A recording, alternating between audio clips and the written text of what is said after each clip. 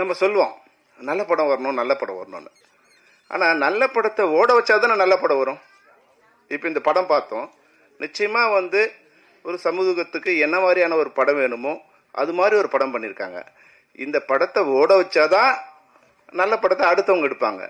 இல்லைனா வந்து வேற மாதிரியான படங்கள் தான் வர ஆரம்பிக்கும். ஒரு கமர்ஷியல் அப்போது படம் எடுக்கிறவங்களை திட்டி பிரயோஜனம் இல்லை. நல்ல படங்கள் வரும்போது அதை பார்க்க வைக்கிற இல்லை பார்க்குற ஆடியன்ஸ் இருந்தால் தான். இப்போ சொன்னாங்க, தேவயானி சொன்னாங்க, நீங்கள் வந்து ஒரு ஷோவில் எடுத்துட்டாங்கன்னா அது யுவராஜ் கையில் இல்லை.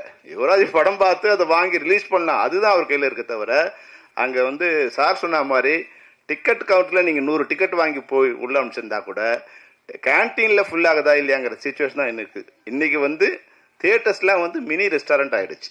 ரெஸ்டாரண்ட்டில் என்ன பிஸ்னஸ் இருக்குது அந்த பிஸ்னஸ்க்கு ஏற்ற மாதிரி தான் படம் ஓடுது. அப்போ அதுக்கேற்ற மாதிரியான படங்களை வந்து தயாரிக்க வேண்டிய சூழ்நிலை இன்றைக்கி திரைப்படத்துறைக்கு இருக்குது. நீங்கள் ஒரு நல்ல போஸ்டில் இருக்கீங்க. அவங்க சொன்னார் வந்து நீங்கள் ரொம்ப பணிவான பெண் மட்டும் இல்லை, தீயா பரவக்கூடிய ஒரு பெண்ணும் இருக்கீங்க.